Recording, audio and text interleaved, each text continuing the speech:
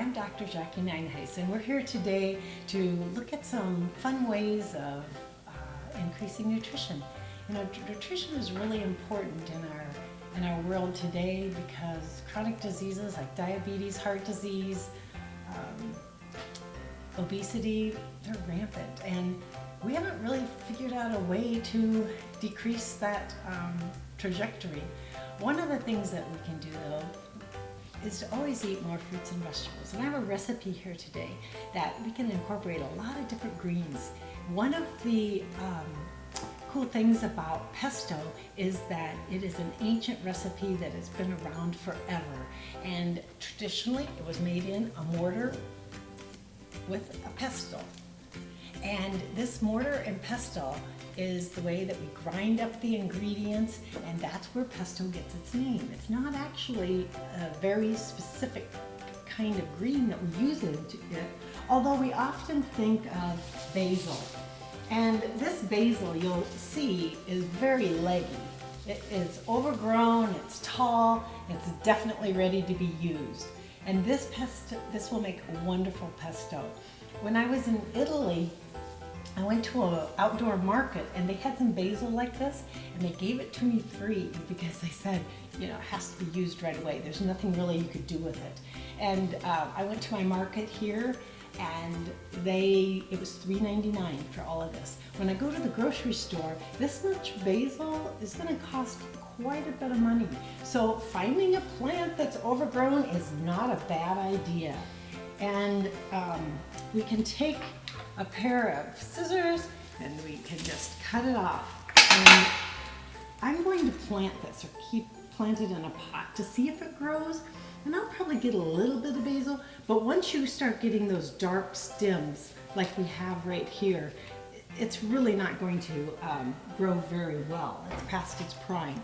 That also means that when we have the basil here, we're going to want to take the stems off. If I had really young, fresh basil, I don't have to remove the stems. Like, I can just use the top of this. I can use a lot of these tops. But when I get down to the woody stems, then I know that I'm going to have to take it off. And one way I can tell that it's woody is I bend that basil and it doesn't break real easily. And when I get down here, they're definitely very tough. On the other hand, if you add some of those stems in, like these top ones, you're going to increase fiber in the pesto. And we all know that fiber is good for our digestive tract, so it's okay to add some of the stems. In the basil that I'm making today, I am also going to use some spinach, but I have other greens here that I can add. I can add a mixture. This is Swiss chard. I have some beet greens. Beet greens are going to be a little bit more bitter than our sweet basil, but when we talk about sustainability and zero waste, using the tops of all of our vegetables is a really good idea. You can also use kale and collards, just about any greens that are in the garden. So to start with, I have a clove of garlic, and I want to peel the paper off of it. And I could dig my fingernails in there if I wanted to, but an easier way is take the flat side of a knife and I'm going to press down on it. And when I press, the paper just peels right off and it comes off. And there are several ways that I can do garlic. I can smash it, and it has kind of a sharp, pungent flavor. I can roast it and it become much more mellow. I chop it. Once again, it's going to have the pungency of the raw garlic, but it's not going to have the bitterness as if I put it through a garlic press. Now, when I say putting it through a garlic press adds a little bitterness, bitterness is not a bad thing. It just means that it's a flavor that we need to balance with something else. For my pesto today, I'm going to put it in the mortar, and I'm going to add a little bit of salt with it also. And when I add salt, the crystals of salt have kind of sharp edges, and they really work well to be able to mash up the garlic. And so there are a lot of recipes where this brings out a wonderful garlic flavor when I do that. Then I have pine nuts, which are the traditional kind of nuts that are used in the pesto. But you can use any nuts. I used almonds and walnuts and pecans and pistachios. All of those work just fine. Today I have a few pine nuts. Pine nuts can also be toasted if you'd like to. And to toast them, I'm just going to add a drop of olive oil, and I can put them in the microwave for a minute or two and toast them. You have to watch them closely because they will burn. I'd stir them once during that first minute of cooking time, and when you start to smell the nuts they're toasting, you know they're almost overdone. And it's so often that I smell them, before I can even get to the microwave, they're going to be burnt there in the center. But even if there's just 2 or 3 burnt, you can use the others. But when you start smelling them, you know that the wonderful toasted flavors come through. So I'm going to add that in, and I am going to smash up the pine nuts with the garlic and the salt. And there again, we have another ingredient that really works well to grind it up very fine. Now, if you don't have a mortar and pestle, or you don't want to do that, you can always use a food processor. Now, a food processor is such an easy way to do a pesto. It just takes minutes. Here, I could make another pesto using my Swiss chard, and I put the leaves in, I take the garlic and dump it in, add the pine nuts, and I whiz this for probably 15 to 30 seconds. And when it's chopped up really well with the nuts and things, I'm going to take my oil and pour it through the feed tube as the food processor is running. And I don't want to do it too long because it turns to a paste. And that is what I really like about the old-fashioned way of making pesto, is using a mortar and pestle, because you're not going to get it ground up too fine. So I'm ready to add my basil leaves as soon as I have those ground up. And then I can also add the spinach to it. And I have this recipe, and I'm ready to get those finely ground up. And the last ingredient, I guess there's 2 ingredients left. One is a really good flavored cheese, and this is Parmesan Reggiano.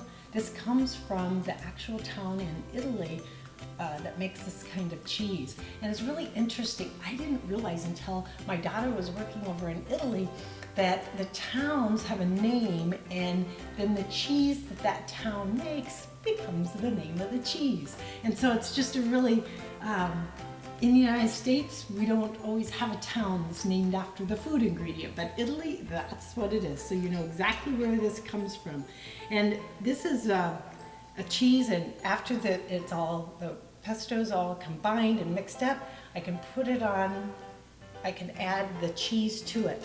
I usually do not pound or add the cheese in the food processor and pound it with the blade.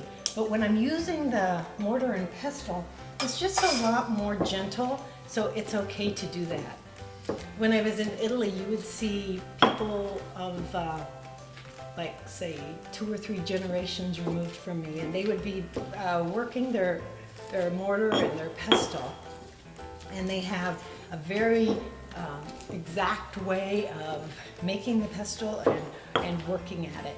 Now, once we have this pesto completely finished, there are a lot of different ways we can serve it. It's wonderful just with crackers, or as an appetizer that way. You can mix it with warm pasta. I have another couple ideas here. One of those is with fresh mozzarella. And fresh mozzarella, typically in Italy, is made with water buffalo milk.